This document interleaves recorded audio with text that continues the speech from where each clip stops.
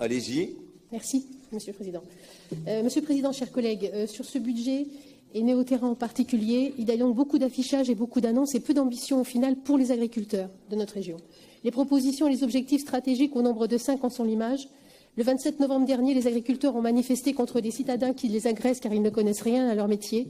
La loi Egalim, le discours de Rungis du Président n'ont rien amélioré sur le revenu des exploitations et pire, l'existence même des agriculteurs est remise en cause. Les agriculteurs sont excédés par cette violence gratuite et incompréhensible dont ils font l'objet, ainsi que des remises en cause de leurs pratiques sur fond de grande inquiétude économique. Ici, Monsieur le Président, dans cet hémicycle, vous-même, vous livrez parfois à cet agribashing soutenu et poussé par une majorité, par votre majorité ou une partie de votre majorité. Le Président de la République ne se montre pas assez ferme contre cette persécution et sa parole ne décourage pas les agresseurs qui provoquent des incendies, s'introduisent dans les élevages, filment, les médias diffusent sans vérification, mettant en avant la peur et l'obscurantisme. Et je ne vous parle pas de ces éleveurs condamnés à payer de fortes sommes d'argent parce que leur activité est soi-disant malodorante. La multiplication des traités de libre-échange avec le continent américain ne fait qu'accroître les difficultés et le sentiment d'abandon. Et je ne souhaite pas, dans cet hémicycle, me retrouver complice involontaire de cette persécution, de cette volonté de détruire toute une profession. Il y a 20 ans, une certaine élite économique totalement irresponsable rêvait d'une France sans usine. Eh bien, ça, c'est fait. Il va se passer la même chose pour l'agriculture et donc pour notre autonomie alimentaire. Nous avons oublié d'être reconnaissants envers ceux qui nous ont permis de sortir de la faim. Et la France n'a plus assez faim pour se soucier de ceux qui la nourrissent.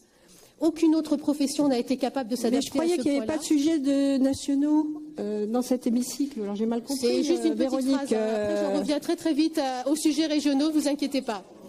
Concluez, madame. Concluez, parce que... Oui, je conclue. Bon, Aujourd'hui, vous nous proposez 5 objectifs d'accélération de la transition agricole. La région accompagnera l'ensemble de la filière agricole en promouvant une modernisation, la compétitivité économique. 2 belles phrases, car les agriculteurs n'ont pas attendu la région pour commencer ces évolutions, mais par contre, attendent des aides accessibles à tous. Car aujourd'hui, ce que souhaitent les agriculteurs, c'est juste pouvoir exercer leur profession sereinement et en vivre décemment. Et leur préoccupation face à ces changements, c'est le volet économique. Ce budget en augmentation devra servir à les rassurer en changeant de pratique. Ils seront confrontés à une baisse de production, donc une baisse de revenus. Et plutôt que d'utiliser des fonds publics régionaux à alimenter des associations, des agences aux objectifs plus ou moins avouables, 90 000 € pour Graines Aquitaine, par exemple, et il y en a plein d'autres malheureusement, dont les conclusions sont toujours orientées contre l'agriculture, sans jamais aborder le sujet de l'urbanisation, de la ville qui pollue, les agriculteurs se voyant même obligés d'épandre sur leurs terres des bouts des stations d'épuration, sans pouvoir récupérer l'eau qui va avec, et ainsi pouvoir rétablir le cycle de l'eau. Ne devrions-nous pas enfin créer ces réserves de stockage de l'eau qui, si elles avaient été mises en place cette année... Madame, s'il vous plaît, vous voyez bien que vous êtes... Ça parle de budget ? Ça parle de non, budget ? mais attendez, tous les présidents de groupe se sont exprimés. C'est pas une explication de vote, ça. C'est pas... Ça va pas, quoi. Il y a le dossier concluez, 30. s'il vous plaît, concluez. Alors, je vais conclure. Concluez. Notre autonomie alimentaire repose sur les agriculteurs et non, sur les mais concluez, éleveurs. Concluez. Donc, Monsieur le Président, la puissance de feu, ça je vous cite, de notre région doit permettre de montrer l'exemple et sauver ce métier dont personne aujourd'hui ne semble s'inquiéter de la disparition lente mais irréversible. Arrêtons de dépenser des sommes indécentes pour financer des associations, des cabinets, des études qui disent-ils des pensées orientées sur des chemins obscurs. Ça parle de budget, ça.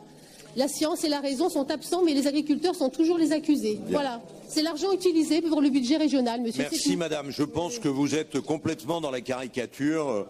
Non, non. Alors, attendez. Je suis sur le terrain, monsieur. Non, mais madame Lydia Hérault aussi. Et nous avons réuni 140 agriculteurs, organisations agricoles. Je ne sais pas si vous êtes dans Vitirève, mais vous devriez y être. Ça vous ferait du bien. Je suis viticultrice, monsieur, et je suis certifiée HVE3 depuis 15 jours. Vous êtes